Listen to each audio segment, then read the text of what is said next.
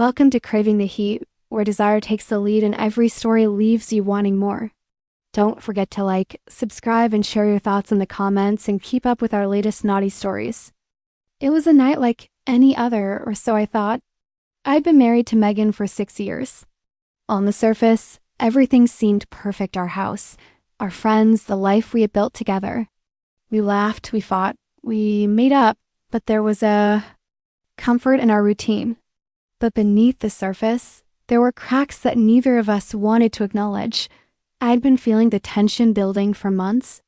The intimacy in our marriage had faded, and despite both of us brushing it off as the typical ebb and flow of a long-term relationship, I knew it wasn't that simple. We had lost something crucial. Our conversations had become strained, our connection distant. We hadn't been physical in weeks.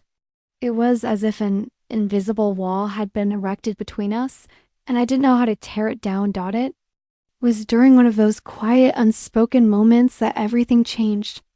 I had been working late, staring at the glowing screen of my laptop as the minutes ticked by. It was around 11:30 when I finally closed the lid of my laptop, feeling a sense of frustration. I was tired of being in the same place with Megan and not knowing how to bridge the gap. I stood up, stretched, and walked down the hallway to the living room. Megan was sitting on the couch, her legs tucked beneath her, flipping through a magazine, the soft glow of the television reflecting on her face. "Hey," I said, my voice hesitant. She glanced up from the magazine, offering me a small, tired smile. "Hey, you're still up." "I couldn't sleep," I said, walking over and sitting next to her. "We need to talk." She shifted slightly, her eyes narrowing a little. "About what?" "Us," I said, my voice catching slightly in my throat. "About everything. I feel like we've been drifting apart, and I don't know how to fix it." She placed the magazine down and looked at me for a long moment, her face unreadable. I could feel the tension in the room, the weight of everything unspoken. Megan didn't respond right away. Instead, she looked down at her hands, fiddling with the hem of her shirt. "I know," she said quietly. I felt it too. Her words hit me like a punch to the gut. It was a relief to hear her admit it, but it also felt like a confirmation of everything I'd been afraid of. We had been living in the same house, yet had been living as strangers for so long. What do we do about it? I asked, my voice trembling with frustration. "How do we fix this?" She didn't immediately respond. Instead, she looked at me with a certain intensity in her eyes that I couldn't place. It was almost like she was considering something, weighing her options. "Come with me," she said, her voice low, but firmed out. My confusion must have shown on my face because she immediately stood up and walked toward the stairs. I stood there, frozen for a moment, unsure of what she meant. We had been avoiding each other for so long. Why would she suddenly want to reconnect now? But I didn't argue. I stood up and followed her, unsure of what would happen next, but willing to see where this went. She walked down the hallway to our bedroom, but instead of stopping at our bed, she turned toward the guest bedroom. The room that had been unused for months, the room that had always seemed like a quiet, forgotten space between us. She opened the door and stepped inside, leaving it open for me to follow. I hesitated, my heart beating faster now. This wasn't the conversation I had expected. This wasn't the fix I thought we needed. But Megan had always been unpredictable, and tonight, she was taking me somewhere I hadn't anticipated. The moment felt suspended in time, like we were both caught in this fragile, delicate space between what had been and what could have been. I didn't question her anymore. I didn't try to analyze what was happening. I just let it happen. She was taking control now, guiding me in a way I never experienced before. She undressed slowly, her movements fluid and graceful. I followed her lead, undressing as well, but the whole time I felt this strange tension in the air. It wasn't just about physical intimacy. It was about something else, about reestablishing a connection, about healing a wound that had festered between us for so long. When we finally came together, it wasn't passionate in the way we had once been. It wasn't full of fire or anger or love. It was slow, deliberate, almost therapeutic, as if we were both trying to remember how to feel, how to trust, how to want each other again. But as we lay there afterward, the silence felt louder than ever. The intimacy between us had been real, but there was still that question hanging in the air. Was this the beginning of something new? Or was it just a temporary fix, a fleeting moment that would fade once the morning came? Megan lay next to me, her breathing steady, but I could tell she was thinking, processing everything that had just happened. I wasn't sure what she was feeling. I wasn't sure what I was feeling, but I knew one thing. Our relationship had changed, forever. As the minutes ticked by, I lay next to Megan, the room heavy with silence. I could hear her soft breathing, and for a moment, I almost convinced myself that everything would be okay. But the truth was, nothing felt okay. There was a weight in my chest, a lingering tension that the quiet intimacy between us hadn't dissolved.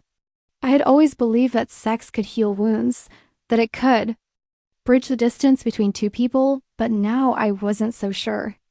This felt different, complicated, as if we were trying to fix something broken with something temporary. Megan shifted beside me, her hand lightly resting on my chest. Her fingers traced absent, aimless patterns on my skin, and I felt her body pressed against mine, but it didn't comfort me. It just reminded me of the distance that still existed between us, a gulf that could no longer be ignored. Her touch felt both familiar and foreign at the same time, like a fragile thread tying us together, even though we were still miles apart. Wanted to ask her about everything, about the text messages, the secrecy, the emotional distance, but I couldn't, not yet. What would I even say? How could I confront the truth without shattering what little semblance of peace we had left? I felt her head move against my chest, and she exhaled deeply, her voice muffled as she spoke. "I've missed you," she said softly. The words lingered in the air, and I didn't know how to respond. I could feel the sincerity in her voice, but the truth was, I wasn't sure how much I missed her. I wasn't sure if I could still trust the woman lying next to me. Her words should have been comforting, but instead, they only deepened the ache inside me. "You haven't felt like yourself lately," I replied quietly, avoiding her gaze. I couldn't bring myself to look at her just yet. "You've been distant. We've both been distant." I didn't know how to fix that.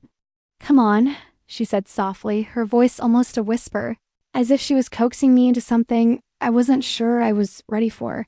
I walked into the room, following her lead, unsure of what was happening, but feeling a strange pull toward her. The room was dim, lit only by the soft light coming from the hallway. She stood by the bed for a moment, her back to me, her shoulders tense.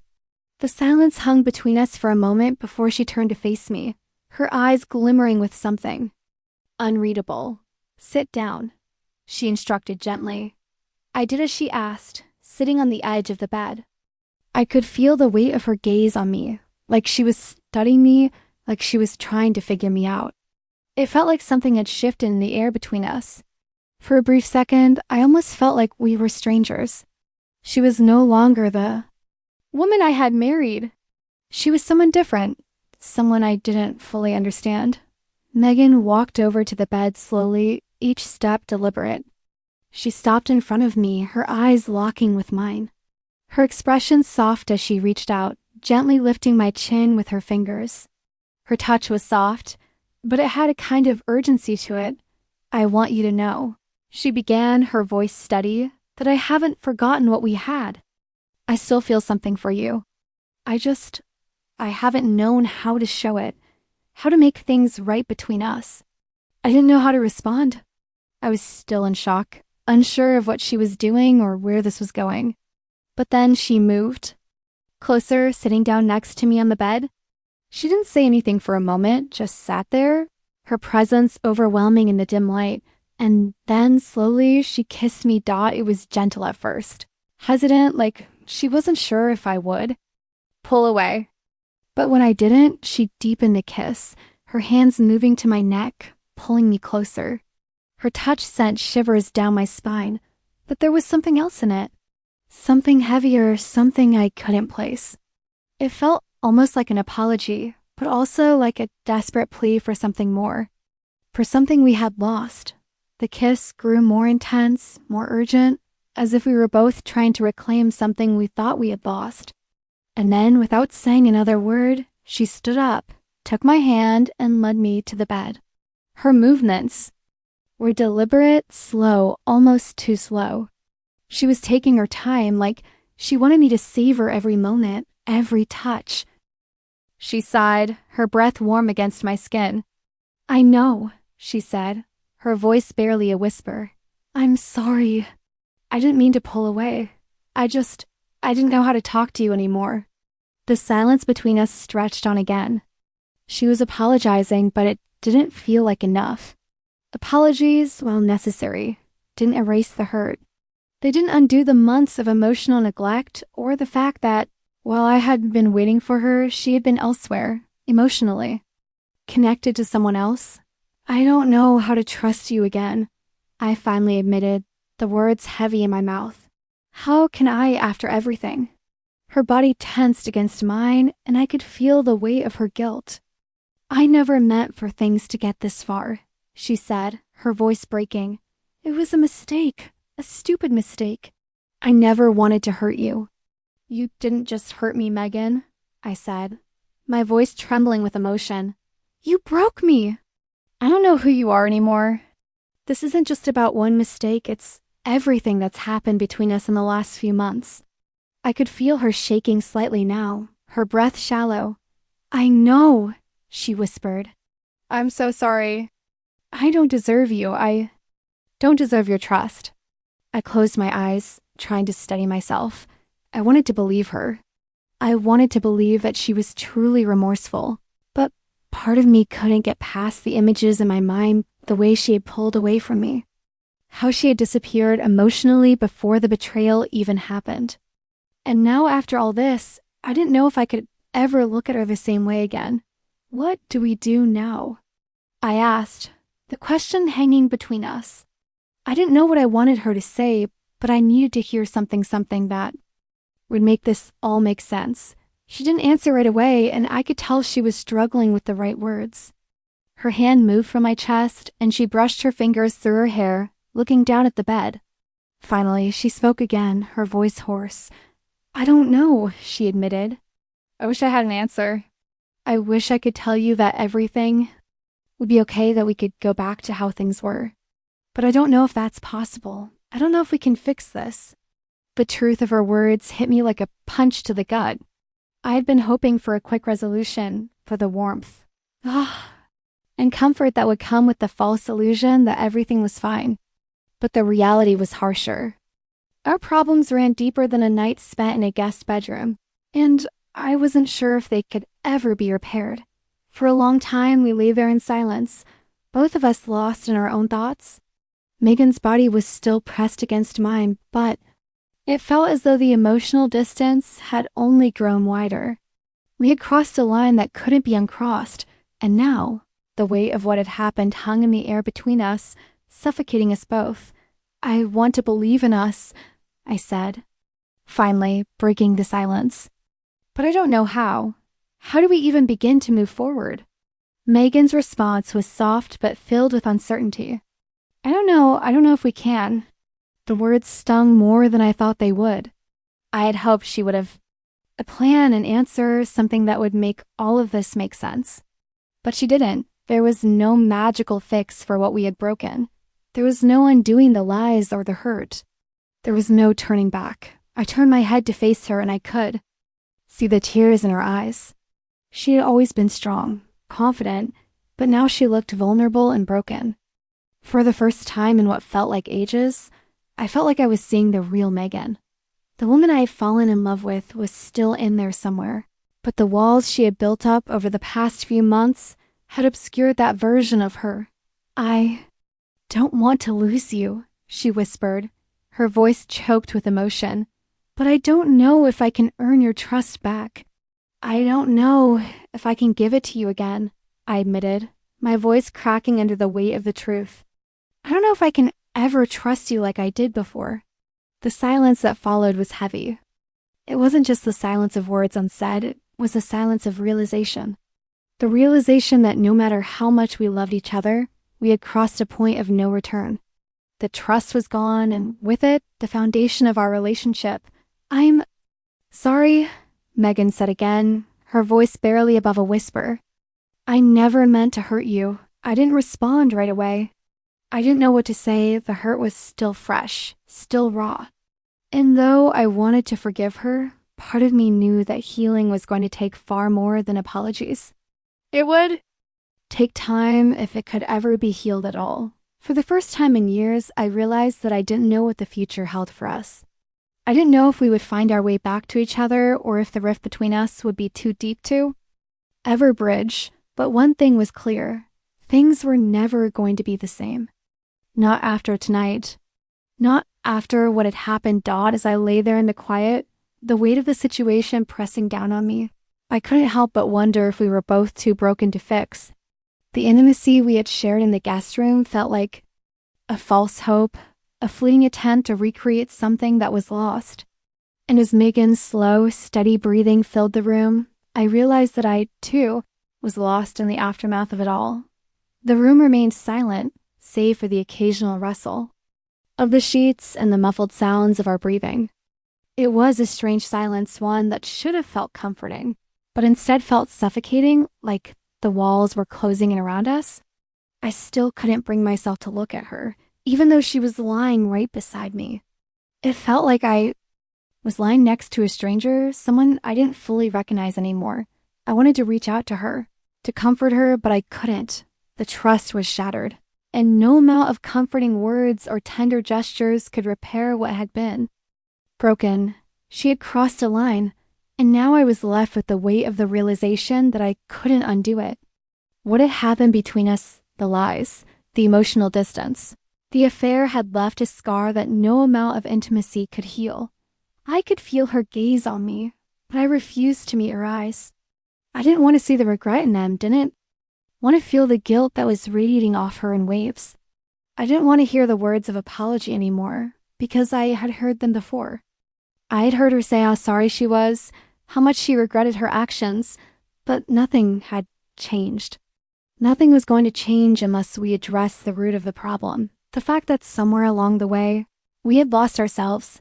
I don't know how to fix this, she said quietly, breaking the silence again. Her voice was thick with emotion, but I didn't feel the same urgency to respond. The silence stretched on for what felt like hours, and still I couldn't find the words to say what was on my mind. Finally, I turned to face her, though it felt unnatural. Her eyes were filled with tears, and her face was pale, almost as if she was waiting for some kind of forgiveness that I didn't know how to give. Do you even know what you've done? I asked, my voice hoarse, though it wasn't from lack of emotion, but from the effort to keep my composure. Do you know how much you've hurt me? She nodded, her tears spilling freely now, but I didn't feel the urge to comfort her. It wasn't that I didn't care, but I was too wrapped up in my own pain to extend my hand to her. She had taken too much from me, and now I didn't know how much of myself was left to give. I didn't want this, she whispered, reaching for my hand, but I pulled it away. I didn't want to lose you. Then why did you let it happen? I demanded, my voice rising, the frustration spilling out. Why did you let us get to this point? I gave you everything, Megan. Everything, and you threw it all away. She winced at my words, her body jerking back as if my anger had physically hurt her. She seemed so small, so fragile in that moment, but I couldn't bring myself to feel sorry for her. This wasn't about her pain. This was about mine. The anger I had been holding in finally bubbled over, and for the first time in months, I felt something other than numbness. I didn't mean for it to go that far, she said again, as though that somehow made it all right. It was just one mistake. But I never meant to hurt you. You have to believe that. I don't know what I believe anymore, I replied bitterly, shaking my head. How can I believe you when everything you've told me has been a lie? Her hand trembled as she reached out again, and this time I didn't pull away. She took my hand gently, her grip tentative, as if afraid I might pull away again. I didn't know if I could let her in again, not after everything that had happened. But for some reason, I didn't pull away. Maybe it was the exhaustion, the emotional toll that had worn me down. Or maybe it was the fact that I didn't want to face the reality of losing her forever. I know I don't deserve your forgiveness, she said quietly, looking down at our joined hands, but I'm asking for it anyway. I want to fight for us. I want to try. Please. I don't know if I can do this without you. The words hung in the air between us, heavy and charged with emotion. She was asking for something I wasn't sure I could give. Forgiveness. It sounded simple in theory, but in practice, it was far more complicated. I had always thought of myself as someone who could forgive, who could move past things. But this betrayal felt like something I couldn't just brush aside. I pulled my hand from hers and sat up, rubbing my face with both hands. I don't know if I can trust you again, Megan, I said, the words coming out like a confession. I don't know if I can ever look at you the same way. She moved closer to me, her voice shaky as she spoke. I don't expect you to forgive me right away. I know it's going to take time, but I'm asking you to let me try. I don't want to lose you, not like this. Not because I made a terrible decision. I closed my eyes, trying to collect my thoughts. What did I want? What did I need? Part of me wanted to say that it was over, to end it right there, to walk away from the hurt and the lies. But another part of me, the part that had loved her so fiercely, wanted to believe that we could find our way back to each other. I wanted to believe that we could fix this. But did I have the strength to forgive? Did I have the strength to give her a second chance when everything inside me screamed that I should walk away? I don't know, I whispered, my voice cracking. I don't know if I can do this. Megan's face fell, but she didn't argue. She just nodded as though she'd expected this answer. She had been prepared for the possibility that I would walk away, that I wouldn't be able to move past the hurt. She sat down next to me again, her presence softer now, almost resigned. I understand, she said, her voice barely audible. But I'll wait as long as it takes. Because I love you. Her words hit me like a wave, pulling me under, suffocating me in their weight. She loved me. Did I still love her? I wasn't sure anymore. I wasn't sure about anything. The person who had once been my partner, my equal, had changed.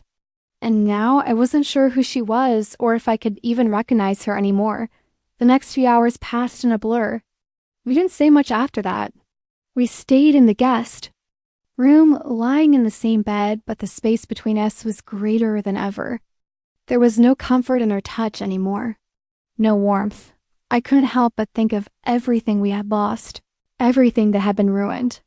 I didn't know what would happen between us. I didn't know if we would find our way back to each other, or if the hurt would be too much to overcome. All I knew was that everything had changed. The woman I had trusted, the woman I had loved, was no longer the same. And I wasn't sure if I could ever feel that same trust again. The road ahead was uncertain, but one thing was clear. The path back to us, to what we once had, would be long, hard, and filled with obstacles. Would we make it through? Or would this be the end? As I lay there, staring at the ceiling, I realized something. The hardest part wasn't forgiving her.